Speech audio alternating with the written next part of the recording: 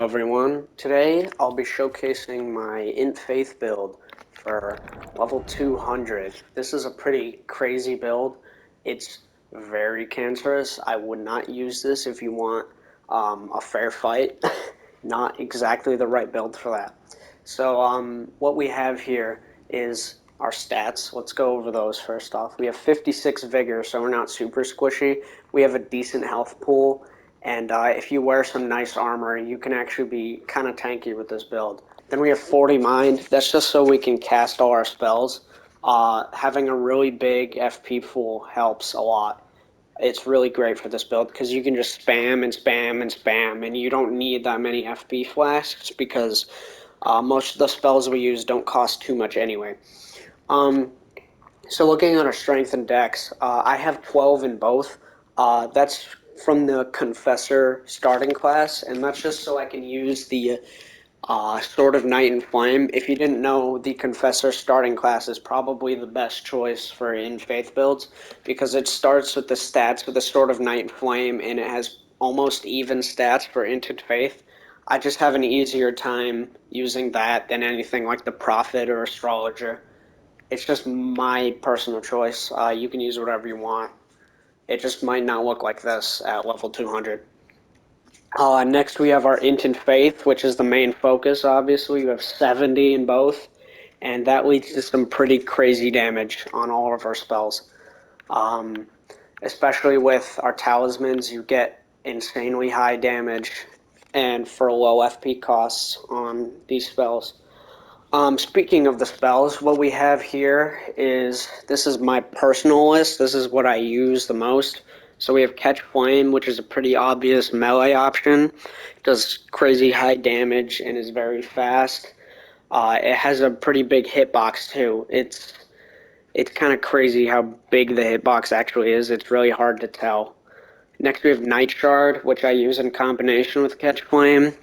Uh, you know, for example, I'll hit them with Catch Flame when they're running up to me, and then they'll run away, and I can just hit them with Night Shard, chip them down, or finish them off if they're low health. Then we have Triple Rings of Light. This is pretty obvious. It goes well with the Golden Order Seal, which we're using. It gets boosted by that, and it's also really spammable. Doesn't cost too much FP, and does a pretty good amount of damage. Next, we have Night Comet. The reason I'm using Night Comet and Night Shard over normal Comet and Swift Glintstone Shard is because they can't be spell parried. Um, at least they can't be spell parried by the Erdtree Great Shield. I'm not sure if they can be parried by Carrion Retaliation or not. I'd have to check that, or you can test it yourself, but no one really uses those too much anyway. I'm more worried about the Erdtree Great Shield with this build. Next we have Elden Stars, which is kind of a unique choice. Some of you may think that this spell is like really bad or not very useful. I disagree. I think it's very useful in good specific scenarios, specifically 1v1s.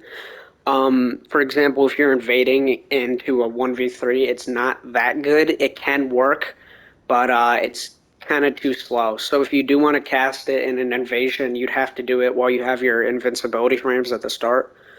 Next, we have Ancient Death Rancor, which is pretty obvious why I have that. It's very spammable, doesn't cost too much, does high damage, can be charged, all that. Um, Next, we have Radagon's Rings of Light. So the reason I have that is if, for example, I spam Death Rancor a lot, and then they're running at me, but they can't see because all the skulls are in their face, then they probably won't see that you're fully charging Radagon's Rings of Light, and that does a crazy amount of damage. It is a phenomenal spell for area control. Then we have, what's that called? Carrion Phalanx, I think. That's a nice spell to pair with Catch Flame. I've had a few instances where people will be running away from my spells, and then when they're over, they'll just run directly at me while I have Carrion Phalanx on, and they'll just, I don't know if they don't see it or forgot about it, but they'll just run directly into it and die, and it's really funny. I think I have a clip of that somewhere. um, Alrighty.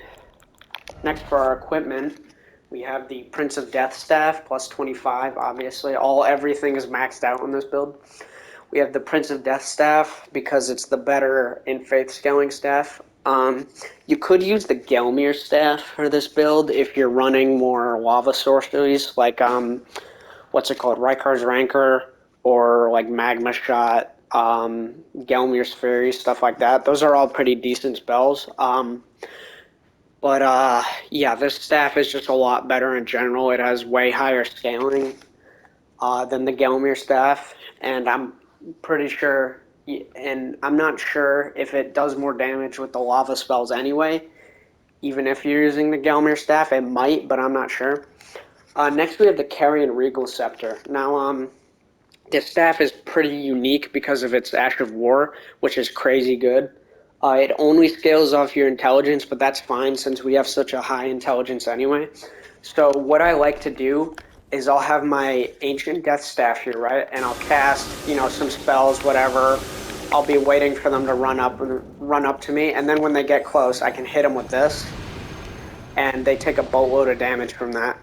It's really nice to have, and they won't be expecting it since you're mainly holding the Ancient Death Staff, so you can quickly swap to this, and then use that weapon art. And once you hit it with the first tick, I'm pretty sure it's impossible to get out of. So there's that. Next, we have the Golden Order seal. Uh, yeah, there's no other choice, literally. There's no reason to use any other seal.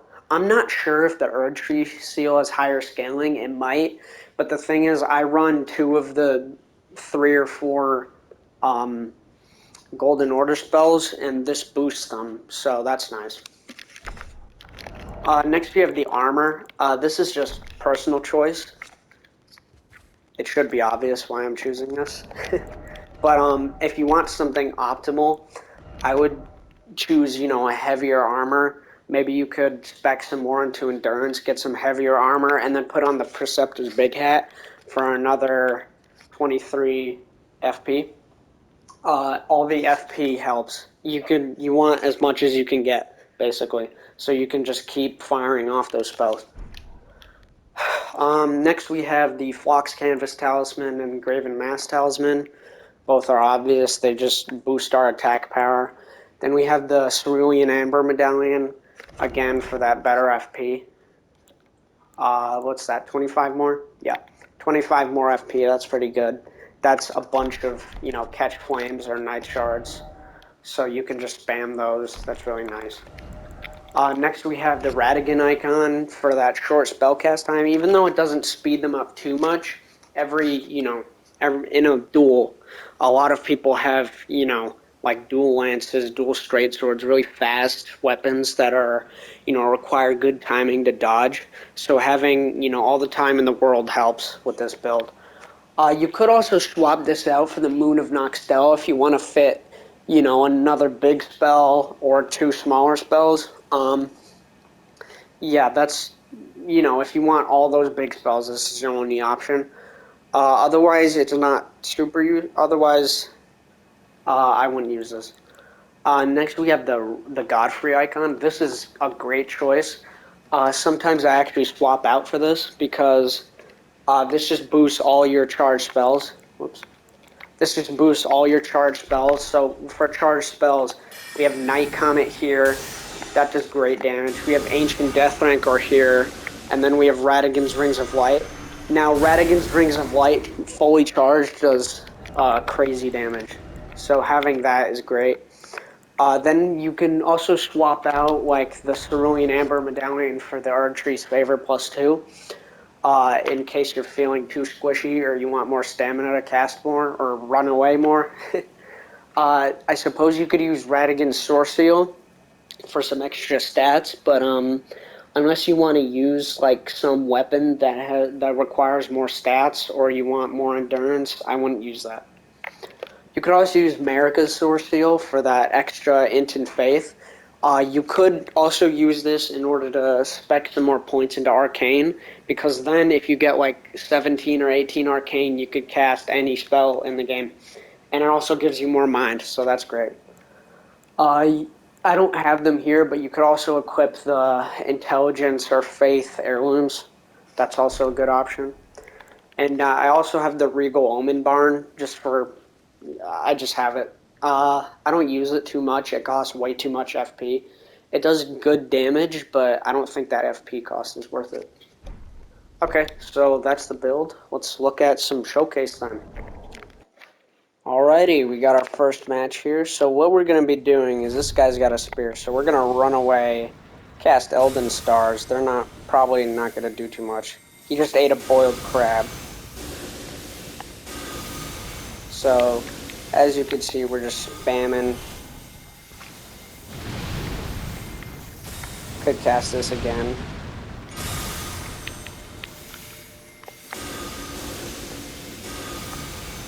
And he's just running around, running around. He won't dodge that. Oh, it didn't hit him. That's alright. As you could see, crazy damage, like I said. And now, just finish him off. Cast some of that. Oh. Ancient Death Rancor saved me there. I didn't see that Phantom Slash he was charging up. So yeah, that's just one session. That went pretty well. Usually it's quicker than that, but we'll see. On to our next match. Let's see what we got here. Katana Man. We're gonna run away, cast Elden Stars. They all underestimate it. They don't see the potential. He's gonna run around. That's nice of him to ignore us. We're gonna cast this again. Oh look, he's got this. Oh no, he's got Star Shower. Yeah, I am sworn to never use Star Shower ever. Yeah, Night Shard does really good damage for such a quick spell. That saved us from that Moon Veil. So I swapped out Radigan's Rings of Light for Honed Bolt there. And like I said, you can just switch whenever you want. And Honed Bolt is good for people who just run like this, because you can just hit them with that, and they don't see it.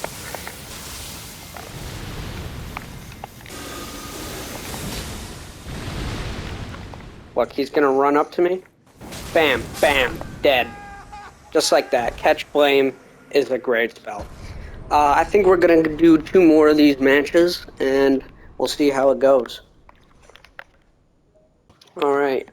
Did we fight this guy? I can't remember if we fought this guy or not. I don't think so, but we'll see how this goes. Alright, he's gonna run away. You know what that means. We're gonna cast that, and then this. Dead. Crazy stuff. I almost feel bad. Let's give him a T-pose. So for our final match here, I just want to talk about some strategy. So obviously you're going to be running away, casting Elden Stars, and then... Is this guy just giving up already? Oh no, he was eating something. Okay. He's eating some stuff. I'm just going to do this. Oh. That's a nice weapon. I like that weapon. Got Piercer. It's got some cool spells. Okay. Gonna cast this. Let's see what he does. Oh, he's dead. Yeah, well, there's that. I actually already got a message because of my build. He just said mage build, but sometimes I get hate mail. You'll get a lot of hate mail with this build. Yeah, so that's the build. I'll see y'all next time. This is my first voiced video. I plan on making more. I'll make some build guides, stuff like that. Make sure to check out my other videos and subscribe if you like my stuff. If not, then don't, I guess. Alright, I'll see y'all next time.